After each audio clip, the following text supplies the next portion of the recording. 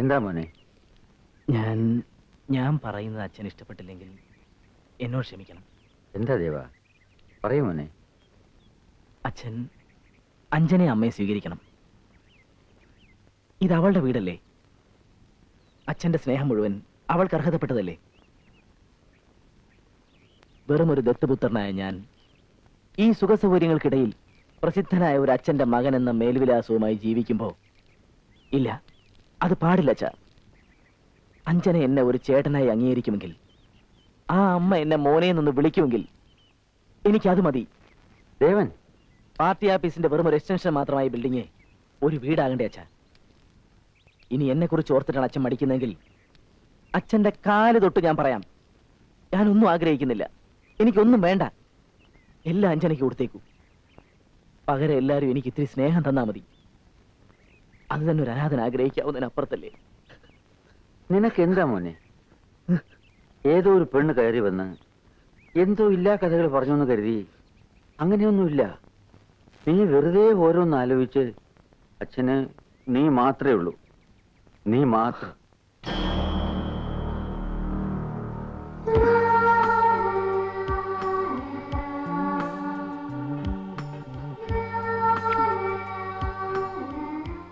Menon sir അവരെ അങ്ങ് സ്വീകരിച്ചിരുന്നെങ്കിലോ?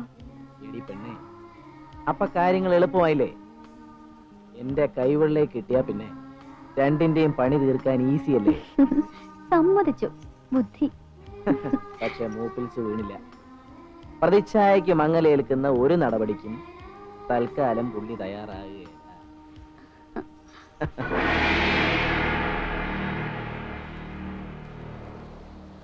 സിസിലി, നീ മിടുക്കിയാണ്, ബുദ്ധിമതിയാണ്. പക്ഷെ ഈ കാര്യത്തിൽ നിന്നെ കണക്കുകൂട്ടലുകൾ പിഴച്ചുപോയി. ഇത് രാഷ്ട്രീയ ആയുധമാക്കി മേയോനെ തോൽപ്പിക്കാൻ ഞാൻ ശ്രമിക്കില്ല. അങ്ങനെ സംഭവിച്ചാൽ കിട്ടുന്നത് എന്താണ്? തുച്ഛമായൊരു MP സ്ഥാനം. അതുകൊണ്ട് എന്ത് പുല്ല് നേടാൻ? ഡൽഹിയിൽ ചെന്ന് പാർലമെന്റ് മന്ദിരത്തിലെ പ്രതിപക്ഷ ബെഞ്ചിൽ ഒരു സീറ്റ്. 0 അവറിൽ മുണ്ടഴിച്ചൊടുക്കാനായി പോലും നിൽക്കാൻ പറ്റുമോ? ഇല്ല. മറ്റെന്തോ കണ്ടിട്ടുണ്ടെന്ന് വേണം ഊഹിക്കാൻ. ഷുവർ. ഈ അവസരത്തിൽ ദേവന്റെ സൗഹൃദം എനിക്ക് വേണം. അവന്റെ വെൽവിഷറായിട്ട് നിൽക്കും, കളിയിൽ അവനെ ജയിപ്പിക്കും. കർമ്മഭൂമിയിലെ മേജർ ഷെയറുകൾ എന്ത് വില കൊടുത്തും കൈക്കലാക്കുക. നിനക്ക് പിടികിട്ടിയോ സിസിലി? പിന്നെ ദേവനുമായുള്ള റേപ്പോർട്ട്, അത് നീയാണ് ഉണ്ടാക്കി തരേണ്ടത്. സമയം വരുമ്പോ. സമ്മതിച്ചു. ഞാനൊക്കെ വെറൊരു ശിശുവാണേ. പിന്നെ എല്ലാം നേടിക്കഴിയുമ്പോ ഈ ഉള്ളവളെ മറക്കരുത്. നല്ല കാര്യം. നിനക്കുള്ള സമ്മാനം അഡ്വാൻസ് ആയിട്ട് തന്നേക്കാം. വാ.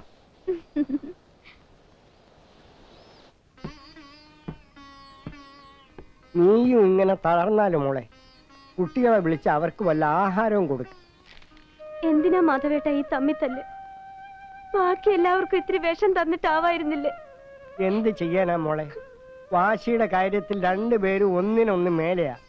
എന്ന് തൊട്ട് ഞാൻ കാണാൻ തുടങ്ങിയതാ രണ്ടുപേരും ഒരറ്റത്തെ പിടിക്ക പതിവുണ്ടായിരുന്നുള്ളൂ. പിടിച്ചാൽ മല മറിച്ചിടുകയും ചെയ്യും. ഇതിപ്പോ രണ്ടറ്റത്തേക്ക് മാറിയിരിക്കുക. എവിടെ ചെന്ന് അവസാനിക്കുമെന്ന് എനിക്ക് അറിഞ്ഞുകൂടാ. കുട്ടികൾ ഉമ്മറത്തേക്ക് പോകുന്നേ ഇല്ല. അവരോട് പോലും ദേഷ്യ. എന്തിനാ എന്റെ ഈശ്വര ഇങ്ങനെ ശിക്ഷിക്കുന്നത്? അവനും ഞാനും അഴുക്കുചാലിൽ നിന്ന് ജീവിതം തുടങ്ങുമ്പോ ഞാൻ വെറും ഏട്ടം മാത്രമായിരുന്നോ? അച്ഛനും അമ്മയും ആയിരുന്നില്ലേ? ഈ നെഞ്ചിലൊട്ടിച്ചേർത്ത് വളർത്തില്ലേ? അവൻ വളർന്നു വലുതായപ്പോ എനിക്ക് അഹങ്കാരം കൂടി. ഒരാനയുടെ കരുത്തെനിക്കുണ്ടെന്ന് ഞാൻ അഹങ്കരിച്ചു. എവിടെങ്കിലും എനിക്കൊന്ന് കാലിടറിപ്പോയാൽ ഒരു താങ്ങായിട്ട് അവന്റെ കൈകളുണ്ടാവുമെന്ന് ഞാൻ കരുതി. എനിക്ക് ശേഷം എന്നെ വിശ്വസിച്ച് ജീവിക്കുന്നവർക്കെല്ലാം ഒരു തണലായിട്ട് അവനുണ്ടാവുമെന്ന് ഞാൻ വിചാരിച്ചു. അവൻ ഇറങ്ങിപ്പോയത് കണ്ടില്ലേ? എവിടെ നിന്നോ വന്ന് കയറിയ ഒരു പെണ്ണിന് വേണ്ടി അവൻ എന്നോട് യുദ്ധത്തിന് ഇറങ്ങിയിരിക്കുക. പറഞ്ഞ് സബൂറാക്കേണ്ട കാര്യം ഉണ്ടായിരുന്നുള്ളൂ. എന്ന് വെച്ചാൽ ഞാൻ താഴണമെന്ന്, ഞാൻ അവന്റെ കാല് പിടിക്കണമെന്ന് ഇല്ലേ? ഇല്ല. ഒരുത്തന്റെ മുമ്പില് ചത്ത് വീഴുന്നവരെ അതുണ്ടാവില്ല. പറഞ്ഞോളൂ, എന്താ വേണ്ടെന്ന് വെച്ചാൽ. തമ്മിൽ മുട്ടാൻ വിഷ്ണു തീരുമാനിച്ച സ്ഥിതിക്ക്. അതെ, എത്രയും വേഗം. എങ്ങനെയെന്ന് എനിക്കറിയണ്ട. അവൾ എന്റെ മുമ്പിൽ എത്തണം. സേന, വിഷ്ണു തടയാൻ നിന്നാൽ തട്ടി മാറ്റണം. ജയക്കുട്ടി ചെല്ല്.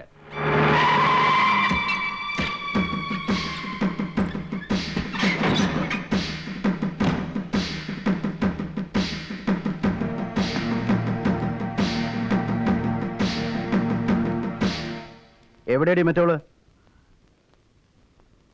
ആ നീ കാരണം മുമ്പ് ഞങ്ങൾ ഒരു കുഴപ്പത്തിൽ ചെന്ന് ചാടിയതാ. പക്ഷെ ഇത്തവണ ഇത് സേനു വേണ്ടിയാ. ഒച്ചയും വിളി ഉണ്ടാക്കാതെ മര്യാദക്ക് വണ്ടിയിലോട്ട് ചെന്ന് കയറ്. ഇല്ലെങ്കിൽ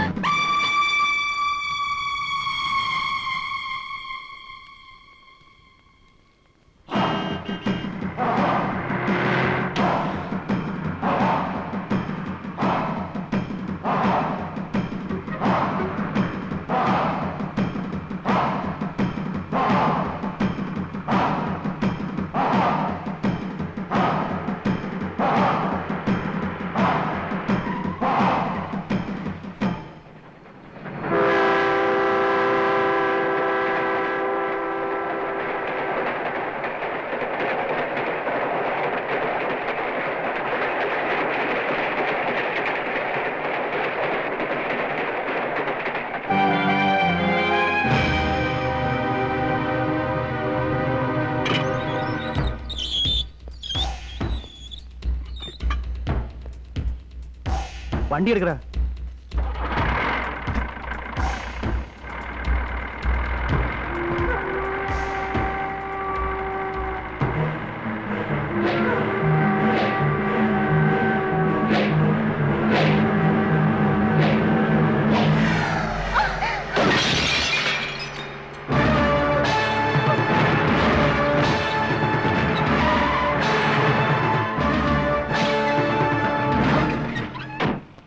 ശേഖുട്ടി, അവളെ ഇറക്കി വിട്. നടക്കില്ല വിഷ്ണു, തേന്ന ഞങ്ങൾ അയച്ചത്. അതിനിടയിൽ ആര് തന്നെ നിന്നാലും മുഖം നോക്കാൻ ഞങ്ങൾ പൂശും. നീ മാറിക്കേ. ഓ, എന്നാ അങ്ങനെ തന്നെ ആയിക്കോട്ടെ.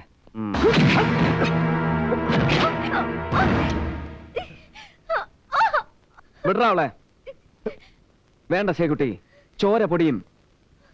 കയ്യോ കാലോ അറ്റുപോയാലേ അത് കാണാൻ നന്നായിരിക്കില്ല.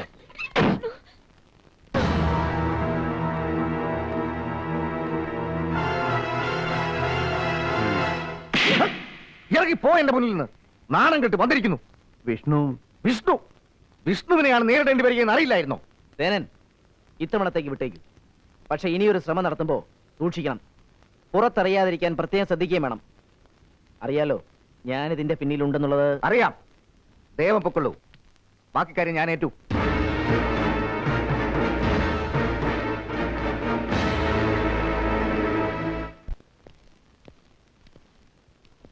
നമസ്കാരം. ആരാ? വിഷ്ണു എന്നാണ് പേര്. അതിൽ കൂടുതൽ എന്നെ കുറിച്ച് പറയാൻ തുടങ്ങിയാൽ സാർ എന്നെ ഇറക്കി വിടും. പറയാൻ കൊള്ളാവുന്ന ഒരു തൊഴിലോ മേൽവിലാസമോ ഒന്നും എനിക്കില്ല. ഇരിക്കൂ. എന്നിട്ട് മനസ്സിലാകുന്ന ഭാഷയിൽ സംസാരിക്കൂ.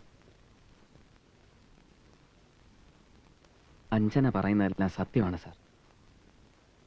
പണവും പ്രതാപവും അവൾ മോഹിക്കുന്നില്ല. ഇത്രയും കാലം നിഷേധിക്കപ്പെട്ടിരുന്ന സ്നേഹം ഒരു ദിവസത്തേക്കെങ്കിലും കിട്ടാൻ അതിനാണ് അവൾ ഈ കുറുമ്പ് മുഴുവൻ കാണിക്കുന്നത്. തനിക്ക് പോകാം. ഒരു തെരുവ് ഗുണ്ടയുടെ തത്വോപദേശത്തിന് ചെവി കൊടുക്കാൻ എനിക്ക് സമയമില്ല. അപ്പൊ സാറിന് എന്നെ മനസ്സിലായി.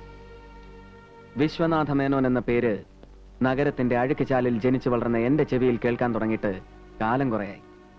ആദരം കലർന്ന ഒരു ഭയം തന്നെ ആ പേര് എന്നെ പോലുള്ളവരിൽ ഉണ്ടാക്കിയിട്ടുണ്ട്. പക്ഷേ അഞ്ജന പറഞ്ഞ കഥകൾ കേട്ടപ്പോ തെരുവിലെ കുപ്പത്തൊട്ടിയിൽ നിന്നും ഈ ബംഗ്ലാവ് വളരെ അകലത്തിലല്ല എന്ന് ബോധ്യമായി. ആ ധൈര്യത്തിലാണ് വന്നതും സംസാരിച്ചത്. മാപ്പാക്കണം. എല്ലാം നല്ല രീതിയിൽ അവസാനിക്കും എന്ന വിശ്വാസത്തോടെ പോകുന്നു. അതിനുള്ള ശ്രമത്തിനിടയിൽ ഇഷ്ടമായില്ലെങ്കിൽ പോലും ചിലപ്പോൾ കാണേണ്ടി വരും സാർ.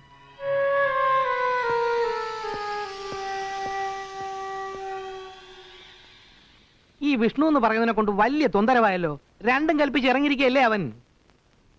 കാര്യങ്ങൾ എന്റെ കൈപ്പിടിയിൽ നിൽക്കുന്നില്ല എന്നൊരു തോന്നൽ. അത്ര എളുപ്പമല്ല. ദേവൻ, ഞാൻ പറയുന്ന കേൾക്കൂ. ശക്തനായ ഒരാളിന്റെ ബലം ഇപ്പൊ ദേവൻ ആവശ്യമാണ്. എന്ന് പറഞ്ഞാൽ പണം കൊണ്ടും സ്വാധീനം കൊണ്ടും ശക്തനായ ഒരാളെന്നല്ല. പിന്നെ മേനോൻ സാറിന്റെ വീഴ്ച ആഗ്രഹിക്കുന്ന ഒരാൾ. കാര്യങ്ങൾ എളുപ്പമാകാൻ അങ്ങനെ ഒരാളെ കൂട്ടുപിടിക്കുന്നത് ഈ സമയത്ത് ഗുണം ചെയ്യും. ആരാത്? സിസിലി വ്യക്തമായിട്ട് അങ്ങ് പറ. മോഹൻ തമ്പി. ആ നാറിയോ? അവനെ എങ്ങനെ നമ്പാൻ കഴിയും? അല്ല ദേവ, ഒരു കാര്യമുണ്ട്. മേനോൻ സാറിനെ വഹിക്കാനുള്ള ഒരു ഓപ്പറേഷൻ ആയതുകൊണ്ട് ആള് ദേവന്റെ കൂടെ നിൽക്കും. എങ്ങനെ പാലപ്പുറം? ആ പെണ്ണിന്റെ കാര്യമൊക്കെ അറിഞ്ഞ അവൻ അത് വെച്ച് കളിക്കില്ലേ? ഇല്ല, ഞാൻ ഉറപ്പു തരാം. പകരം അയാൾ എന്താവശ്യപ്പെടും എന്നുള്ളത് നമുക്ക് നോക്കാം. ഛേദമില്ലാത്ത ഒന്നാണെങ്കിൽ എന്താ ദേവൻ? ശരി. നോക്കൂ ദേവൻ, എനിക്ക് തന്നോട് ഒരു വിരോധമില്ല. ചില്ലറ കുഴപ്പങ്ങൾ നമ്മൾ അന്യോന്യം ഉണ്ടാക്കിയിട്ടുണ്ട്. It's natural. നമ്മളെല്ലാം നേടാനുള്ള യുദ്ധത്തിലാണ്, വെട്ടിപ്പിടിച്ച് സ്വന്തമാക്കാനുള്ള. പക്ഷെ തന്റെ ഈ പ്രശ്നത്തിൽ എല്ലാ സഹകരണങ്ങളും ഞാൻ വാഗ്ദാനം ചെയ്യുന്നു. വിഷ്ണുവാണ് അവളുടെ കൂടെ ഉള്ളത്. അവനെ സൂക്ഷിക്കണം. അവൻ അപകടകാരിയാണ്. എത്രയോ കാലമായി നമ്മളെല്ലാം ആ രണ്ട് ചെറ്റകളുടെ ഇടയിൽ കിടന്ന് ഇറങ്ങുന്നു. ഇതൊരു അവസരമാണ്. അഞ്ജനയുടെ കഥ കഴിയുന്നതോടൊപ്പം അവന്മാരും തമ്മിൽ തല്ലി ചാവണം. യാദവരുടെ കഥ പോലെ അന്യോന്യം കുത്തിക്കീറി ഒടുങ്ങണം ആ വർഗം മുഴുവൻ. പക്ഷെ ഒരു കാര്യത്തിൽ എനിക്ക് സംശയമുണ്ട്. ഏതായാലും കൂടെ പറപ്പുകളാ, ഏറി കോംപ്രമൈസ് ചെയ്യാൻ അധികം സമയം എടുക്കില്ല അല്ലേ? പാലപ്പുറം, താൻ പറഞ്ഞത് കറക്റ്റാണ്. അതുകൊണ്ട് നമ്മൾ ചെയ്യേണ്ടത് ആ വൈരാഗ്യം നിലനിർത്താനുള്ള ശ്രമങ്ങളാണ്. വിഷ്ണുവിനും അഞ്ജനയ്ക്കും കിട്ടാൻ പോകുന്ന അടുത്ത അടി സേനന്റേതായിരിക്കില്ല, നമ്മുടേതായിരിക്കണം. വിശദമായി പ്ലാൻ ഞാൻ പറയാം. പിന്നെ എല്ലാം ഭംഗിയായി അവസാനിച്ചു കഴിയുമ്പോൾ ദേവൻ എനിക്ക് എന്ത് തരും? തമ്പി പറഞ്ഞോളൂ. പണം? നോ, ഞാൻ ഇൻട്രസ്റ്റഡ് അല്ല. പണം ഞാൻ അങ്ങോട്ട് തരും, ആര് തരുന്നതിലും ഇരട്ടി. ദേവൻ എനിക്ക് തരേണ്ടത് തന്റെ കയ്യിൽ നാളെ എത്തിച്ചേരാൻ പോകുന്ന കർമ്മഭൂമി പത്രത്തിന്റെ ഷെയറുകളാണ്. മാർക്കറ്റ് റേറ്റിന്റെ ഇരട്ടി ഞാൻ ഓഫർ ചെയ്യുന്നു. ആവാം. എനിക്ക് തീരെ താല്പര്യമില്ലാത്ത മേഖലയാണ്. എനിക്ക് ഒരുപാട് താല്പര്യങ്ങളുണ്ട്. ശരി, ഞാൻ ഉറപ്പ് തരുന്നു. ഇനി എല്ലാം എനിക്ക് വിട്ടേക്കൂ. താൻ ഒരിടത്തും ഇൻവോൾവ് ആവണ്ട. എല്ലാം ഞാൻ ഓപ്പറേറ്റ് ചെയ്തോളാം. ഓക്കെ? ഓക്കെ. ഈ മുന്നണി ഒരു കളി കളിക്കും.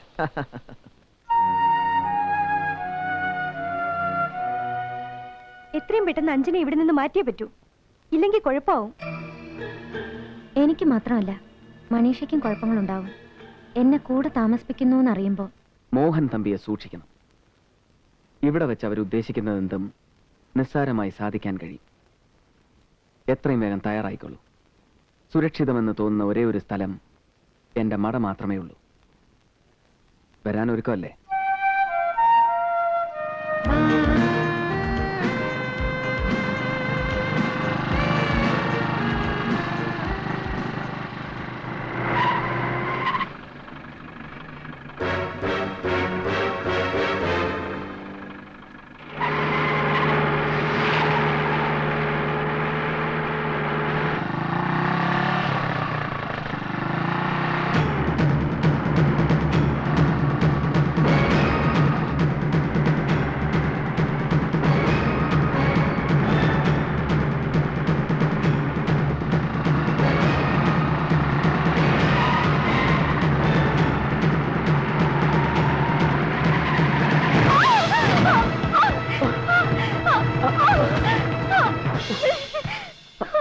എടാ അഞ്ജന,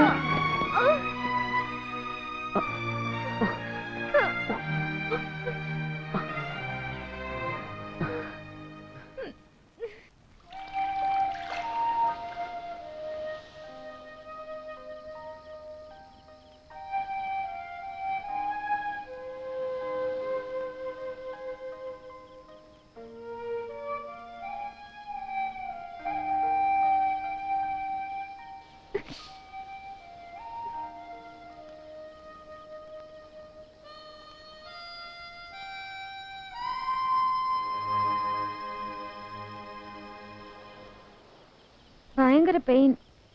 എന്തൊരു നീറ്റല. ചത്തുന്നാ ഞാൻ കരുതിയ. ഏയ്, ഒരു ഡിസ്പെൻസറി വരെ പോയൊന്ന് ഡ്രസ്സിങ് ചെയ്യണം, ഇല്ലെങ്കിൽ സെപ്റ്റിക് ആവും. ഓ, അതിന്റെ ഒന്നും ആവശ്യമില്ല. ഇപ്പോഴേ കിടന്ന് വരണ്ടാലോ. ഇതിപ്പോ തുടങ്ങിയതല്ലേ ഉള്ളൂ. ഇനി എന്തൊക്കെ അനുഭവിക്കാൻ കിടക്കുന്നു. അടി, ഇടി, വെട്ട്, തട്ട്. അത് അപ്പോഴല്ലേ. ഇപ്പൊ എനിക്ക് വേദനിച്ചിട്ട് വയ്യ.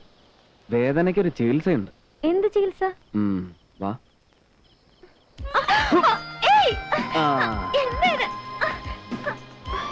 വിഷ്ണു, എന്ത് വിഷ്ണു ഇത്? അയ്യോ വേണ്ട വേണ്ട വിഷ്ണു ഇങ്ങോട്ട് അയ്യോ വിഷ്ണു പ്ലീസ് വിഷ്ണു വേണ്ട വേണ്ട വിഷ്ണു അയ്യോ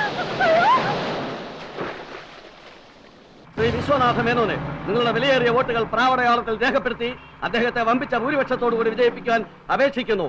ഇന്ന് വൈകുന്നേരം 6 മണിക്ക് കല്ലംകുളം മൈതാനിൽ നടക്കുന്ന വമ്പിച്ച പൊതുയോഗത്തിൽ ഡെമോക്രാറ്റിക് പാർട്ടിയുടെ യുവജന വിഭാഗം നേതാവ് ശ്രീ ബാലൻ വള്ളിക്കാവ് നിങ്ങളെ അഭിസംബോധന ചെയ്ത് സംസാരിക്കുന്നതാണ്. എല്ലാവരും ബാലൻ വള്ളിക്കാവ്.